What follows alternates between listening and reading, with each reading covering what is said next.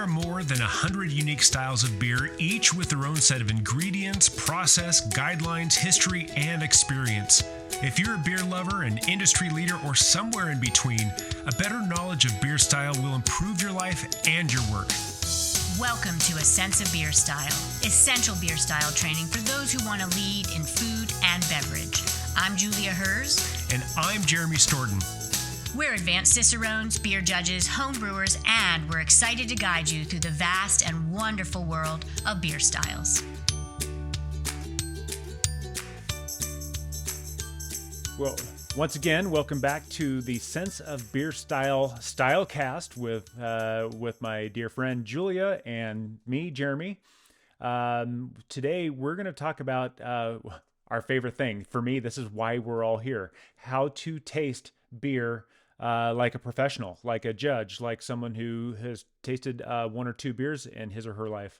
But I think the big thing is for consumers. I mean, you can just drink the beer, but hopefully we'll learn how to taste it and understand it. But for the professionals, I think this is a skill that we continue to get better at always. But why is it so important that a professional learns how to taste beer as opposed to just throwing it back? Well, I mean, that I could answer that in 1,000 ways. Are you a chef? Are you studying to be judging beer? Are you serving beer? The notion of understanding how to taste takes you to that deeper place. We're not just phoning this in, people. You know, beer is a sensory beverage of major complexity. Many could argue more than wine based on the number of ingredients. And are you constructing recipes behind the scenes to then pair? Your sense of intellect and intelligence behind the potential to perceive alters and evolves the way you describe what you're perceiving, right? So I'll call it, the mind to palate connection. And I do talk about this concept a lot. The palate, the tongue and soft palate and retronasal passages, they basically are factually perceiving. And then a whole series of things goes on in your mind, chemical keys getting unlocked, taste buds, and palapiae, which I never pronounce right, really talking to your mind. But you're factually perceiving beer, food, beverage, whatever.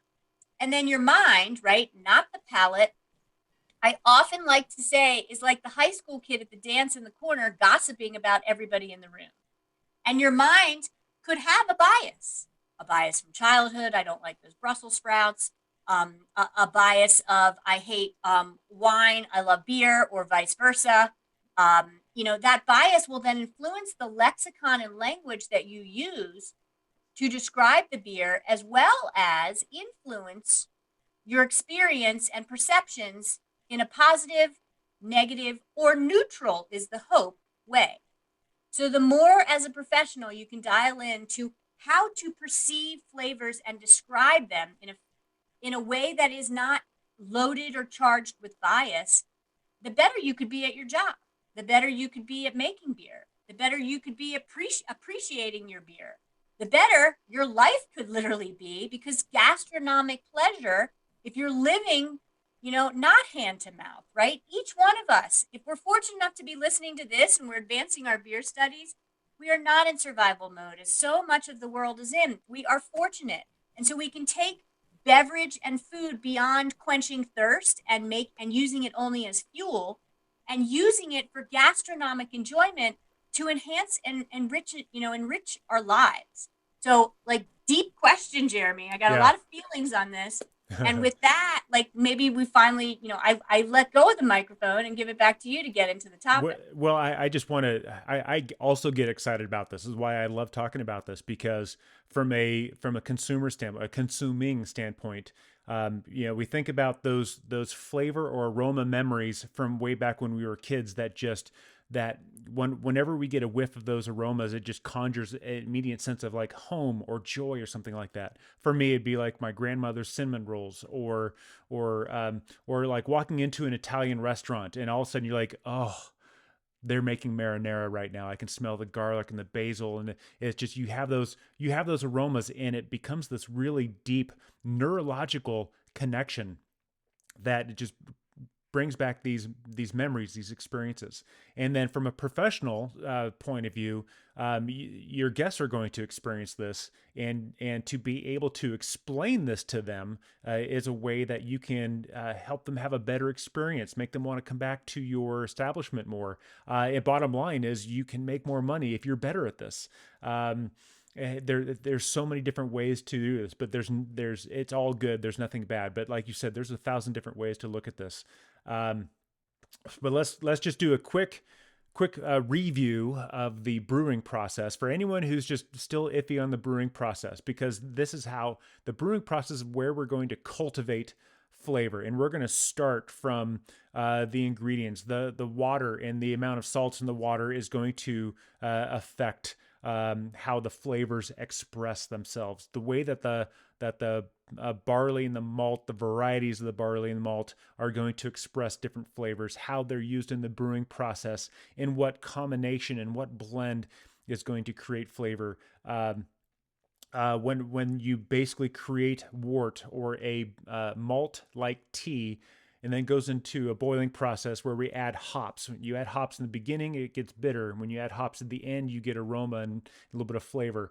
And then, of course, the yeast is going to bring all of their flavor experiences with it as well. But just between the ingredients themselves and how these ingredients are used, both with the water chemistry, the very precise temperatures that are used in the brewing process, how the beer is handled, how the beer is aged, all this sort of stuff is going to affect how the beer tastes and how the experience of the beer manifests. And this is where being able to taste like a professional, we will not only understand this beer, understand the process that it came, but understand how these styles are different from each other, and how you can then take this specific beer to deliver on your guests' desired experience. The better you can do this, the better you can deliver an experience for your guests. And that's my quick overview. Fabulous. Nothing to add to that. I would then use that to kind of take the baton and talk about flavor, because you mentioned that word in what you just overviewed in brewing process. And one thing very important, and it was a revelation to me, and certainly lent by my Cicerone studies and notions from Ray Daniels, who founded the Cicerone program. Flavors of fusion, right? Flavor is not just one thing.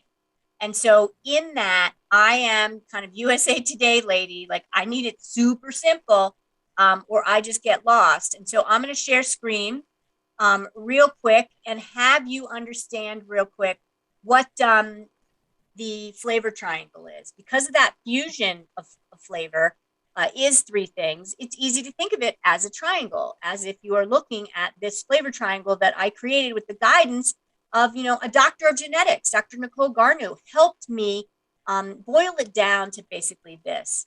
And that fusion of flavor is taste, aroma, and mouthfeel, right? So let's talk about taste real quick. Taste is, and these are marketing terms, right? Sweet is glucose, but it's many more things too. There's many different levels of sweet. But so the buckets for basic tastes, which are not aromatically based perceptions, they are factually tastes from the tongue and soft palate, with Palapier and your taste buds, giving your sensory receptors information on what you're physically tasting. So they're basic: sweet, salty, sour, bitter, umami. Emerging is oleogustus or fat. Calcium is also on the list now. And basically, the easy way that I kind of boil it down is taste elements are like the primary colors and prime numbers, right? Before you mix the primary colors, they are the basic colors. I don't even remember them anymore, Jeremy. Blue, red, whatever that list is, I should refresh. Or the basic prime numbers, right? You cannot break them down any further. They, though, primary colors and prime numbers, and let's have basic taste on the list, if you add them to other things, they are the building blocks then for more right? More flavor in the sense of basic taste. So basic taste added and combined with aroma and mouthfeel give you your entire flavor experience. So let me have you sit with that for a minute. And you take your prime numbers and you have factors. You take your, primary colors and you mix them and you get secondary colors. You take your basic taste and you're drinking or eating, and then all of a sudden, you're just tasting and you're plugging your nose and you're really dialing into the residual sugar of that beer or the bitterness of that beer. But then you unplug your nose and you get the orthonasal outside of your face or retronasal inside of your mouth aromatic sense of what's going on. You're smelling as well as tasting. Now you really are getting to your more so, secondary colors and, factors in math. So aroma compounds, Jeremy talked about it in the brewing process, come from so many things in beer. Malt-derived aroma compounds will include sensory descriptors that you might find yourself saying, like, this is grainy, this tastes like toast, this tastes like chocolate. And one thing we would push you for in beer studies or tableside service or brewing is, what kind of grains? Does it taste like buckwheat? Does it taste like wheat? What kind of toast? Is that toast burnt? Did it barely, get lightly toasted in your toaster on setting number 2? What kind of chocolate? Is it dark cacao more than 75%? Is it milk chocolate? So get descriptive. But the aroma compounds from beer include the malt-derived ones, include the hop-derived ones, grapefruit, pine, mint, yeast-derived, which we'll talk about in many other episodes, but there's phenols and esters, banana, clove, apple, peach, so much. And then the adjuncts. Did the beer get oaked? There's aromatic compounds from that. And then the third part of the flavor triangle is mouthfeel, my biggest favorite topic to talk about.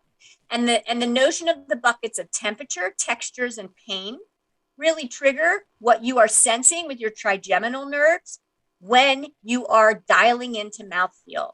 Is that crouton crunchy or soggy and moist so it's not crunchy?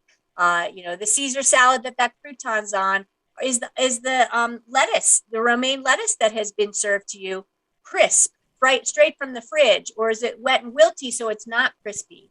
You get mouthfeel in that sense, right? Well, beer has mouthfeel absolutely as well. Temperature tied to beer is cold, room temperature, for example. Textures tied to beer is carbonation, right? The prickle on the tongue. And pain tied to beer or food would be maybe capsaicin, heat, that snap from fresh ginger. Think of wasabi sauce or chili beer that has capsaicin heat in it. So all of that ties to mouthfeel in beer. And then there's body. There's also alcohol warmth, right? The warming from ethanol of that beer. There's astringency because hops as well as malt have tannins and polyphenols. So is the beer a little grippy? Is it slick from diacetyl? All of that. So that's a lot, but it's easy when you look at this chart. Flavor is a fusion. It's 3 things. Think of the triangle: taste, aroma, and mouthfeel. And you as a sensory creature, when you are perceiving flavor, if you are taking it to the next level, you're parsing out what part of that flavor is basic taste, what part of that flavor is aroma, what part of that flavor is mouthfeel, and then describing it all further from there. Yeah, and thank you for that, Julia. That's a fantastic overview, the flavor triangle that you put together. Thank you. There's a ton of resources. Here's my quick plug. There are still a ton of resources on craftbeer.com that Julia had either a strong hand or was flat out elbows deep in that still exist today and are wonderfully helpful. So please check that out. Thank you for listening to A Sense of Beer Style, the essential beer style training for those who want to lead in food and beverage. With advanced Cicerones, me, Julia, And me, Jeremy. Tune into the next episode as we continue exploring the world of beer styles and what to make of them. We encourage you to listen to the Prepisodes to build your foundation and better understand beer styles.